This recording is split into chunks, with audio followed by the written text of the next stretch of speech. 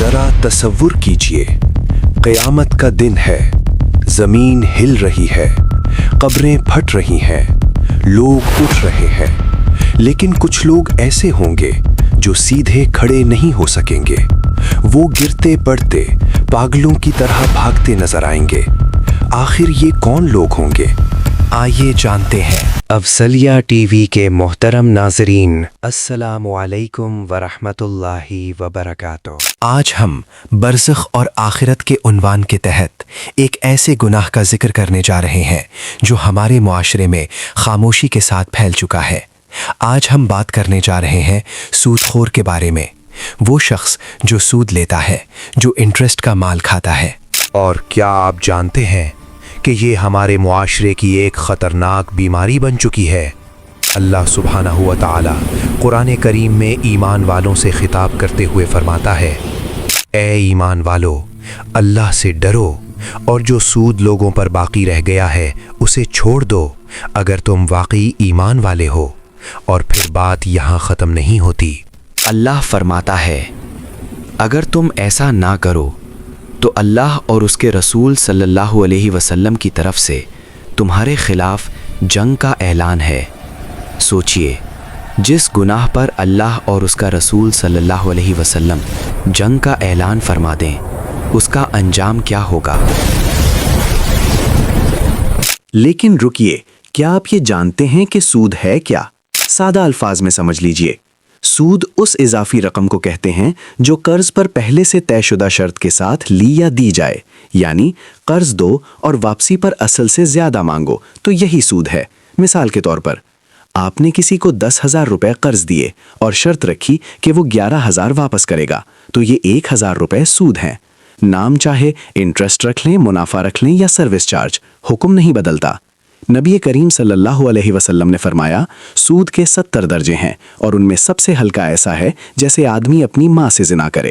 سوچئے گناہ کتنا شدید ہے۔ پھر اللہ سورۃ البقرہ میں فرماتا ہے، جو لوگ سود کھاتے ہیں وہ قیامت کے دن اس طرح اٹھیں گے جیسے کسی کو شیطان نے چھو کر پاگل بنا دیا ہو۔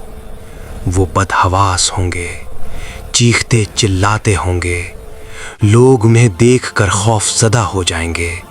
اور اس کی وجہ کیا ہوگی؟ کیونکہ وہ کہتے تھے تجارت بھی تو سود ہی جیسی ہے، حالانکہ اللہ نے تجارت کو حلال کیا اور سود کو حرام قرار دیا۔ پھر اللہ فرماتا ہے، جس کے پاس اس کے رب کی طرف سے نصیحت آ گئی اور وہ سود سے باز آ گیا تو جو پہلے ہو چکا وہ اللہ کے سپرد ہے۔ لیکن جو لوٹ کر پھر وہی کام کرے تو ایسے لوگ جہنمی ہیں اور وہ اس میں ہمیشہ رہیں گے۔ اب ذرا وہ منظر سنیے جو نبی کریم صلی اللہ علیہ وسلم نے خواب میں دیکھا۔ حضور صلی اللہ علیہ وسلم فرماتے ہیں، میں نے دیکھا ایک خون کا دریا ہے، اس میں ایک آدمی تیر رہا ہے اور کنارے پر ایک اور آدمی کھڑا ہے جس کے پاس بہت سے پتھر ہیں۔ وہ تیرنے والا آدمی بار بار کنارے کی طرف آتا ہے اور اپنا منہ کھول دیتا ہے تو کنارے والا اس کے منہ میں زور سے پتھر دے مارتا ہے۔ وہ آدمی پھر خون کے دریا میں چلا جاتا ہے، تیرتا رہتا ہے، پھر لوٹ کر آتا ہے اور پھر وہی عمل دہرایا جاتا ہے۔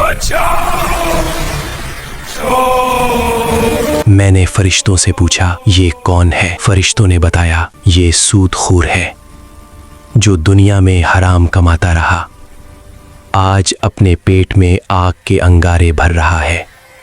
اور یاد رکھیں، نبی کریم صلی اللہ علیہ وسلم کا فرمان ہے، اللہ نے لعنت فرمائی ہے سود کھانے والے پر، سود کھلانے والے پر، اس کے گواہوں پر اور سود لکھنے والے پر۔ فرمایا، یہ سب گناہ میں برابر کے شریک ہیں۔ اللہ اکبر۔ آخر میں ایک بات یاد رکھیں، ہر علم والے سے اوپر ایک اور علم والا ہے۔ علم پر غرور نہیں بلکہ عاجزی ہونی چاہیے۔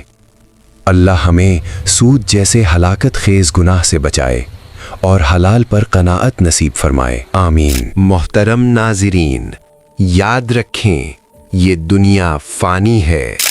اس فانی دنیا کی چند روزہ مختصر لذتوں کے پیچھے اپنی آخرت برباد کرنا سراسر بے وقوفی ہے. اس ویڈیو کو شیئر ضرور کریں. ہو سکتا ہے آپ کا ایک شیئر کسی کو جہنم کی آگ سے بچا لے.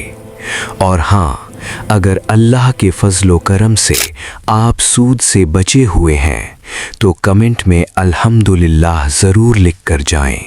جزاک اللہ خیرہ.